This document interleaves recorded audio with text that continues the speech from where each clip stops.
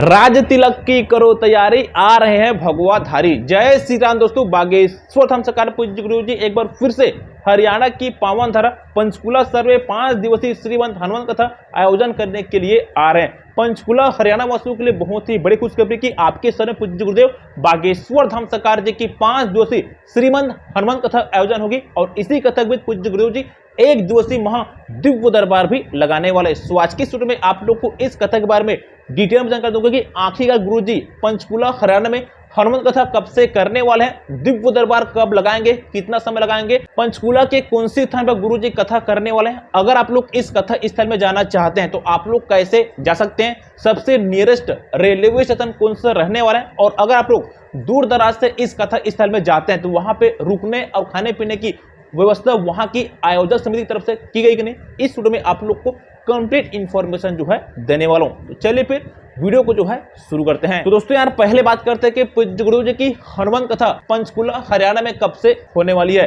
तो दोस्तों गुरु जी की हनुमान कथा पंचकुला हरियाणा में 26 मई से लेकर 30 मई तक होगी। याद रखना 26 मई से लेकर 30 मई तक 5 दिवसीय श्रीमंत हनुमान कथा गुरु जी करने वाले हैं। अब बात करते हैं कि पंचकुला हरियाणा में शोभा यात्रा यानी कि कलश यात्रा कब निकाली जाएगी। तो कथा के ठीक एक दिन पहले यानी कि 25 मई को सुबह 11 बजे से कलश यात्रा निकाली जाएगी। तो अगर आपको इस कलश यात्रा में शामिल होना है तो आप लोग पीले वस्त्र धारण करके इस शोभा यात्रा में शामिल हो सकते हैं। अब बात करते हैं कि पंचकुला हरियाणा में दिव्य दरबार कब लगने वाला है। तो पंचकुला हरियाणा में दिव्य दरबार जो है आप लोग का 28 मई को लगेगा। याद रखना 28 मई को मात्र 1 दिनों के लिए गुरुजी महादिव्य दरबार लगाएंगे, जहां पे गुरुजी बिना टोकन मेरे नंबर के भक्तों का पर्चा बनाएंगे, उनकी अर्जी लगाएंगे। तो अगर आपको भी गुरुजी से मुलाकात करना है, अपनी अर्जी लगवानी है, तो आप लोग इस महादिव्य दरबार में शामिल हो सकते हैं। अगर बालाजी कृपा आप पर हुई तो गुरुजी आपको बीच बीच से उठाकर बुलाएंगे और आपका पर्चा बनाएंगे। तो दिव्य दरबार कितना समय लगेगा। तो दिव्य दरबार जो है सुबह 11 बजे से गुरुजी की इच्छा तक जो है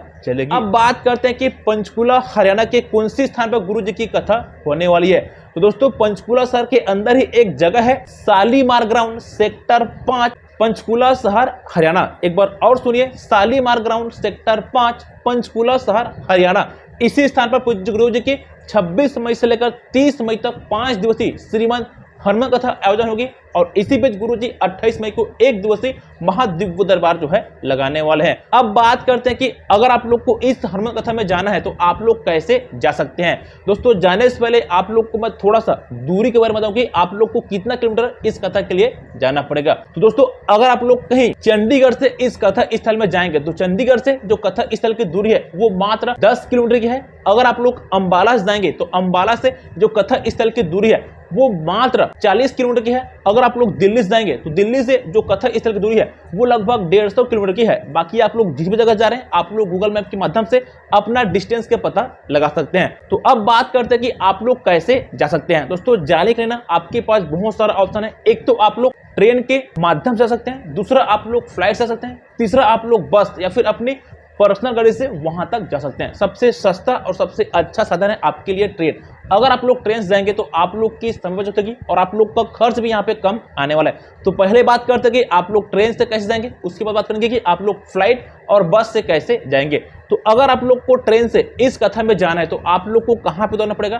तो जहां पे गुरु जी की कथा हो रही है यानी कि पंचकुला के सबसे नियरेस्ट रेलवे स्टेशन है वो है चंडीगढ़ रेलवे स्टेशन। याद रखना चंडीगढ़ रेलवे स्टेशन काफी फेमस स्टेशन है। भारत के लगभग सभी राज्यों से आप लोग को डायरेक्ट कनेक्टिंग ट्रेन मिल जाएगी। तो आप लोग को पहले चंडीगढ़ रेलवे स्टेशन आना पड़ेगा। चंडीगढ़ स्टेशन से जो कथा स्थल की दूरी है वो मात्र 5 किलोमीटर की डिस्टेंस पे है। तो पहले आप लोग को चंडीगढ़ आना है। चंडीगढ़ के बाद कथा स्थल तक जाने के लिए आप लोग को बहुत सारा ऑटो या फिर टैक्सी मिल जाएगी, जिसके साधन से आप लोग वहां तक पहुंच सकते हैं। ये तो हो गई ट्रेन की बात। अब बात करते हैं कि आप लोग फ्लाइट से कैसे जाएंगे। तो अगर आप लोग को फ्लाइट से इस कथा स्थल में जाना है तो आप लोग को चंडीगढ़ एयरपोर्ट पे उतरना पड़ेगा। उतरने के बाद फिर आप लोग को टैक्सी या फिर ऑटो के माध्यम से उस कथा स्थल तक जो है पहुंच जाना है। तो ये तो हो गई फ्लाइट की बात। अब बात करते हैं कि आप लोग बस से कैसे जाएंगे। तो दोस्तों देखिए, अगर आप लोग को बस से आना है तो आप लोग को पहले पंचकुला शहर आना पड़ेगा। अगर आपकी सिटी से डायरेक्ट आपको पंचकुला के लिए बस नहीं मिल रही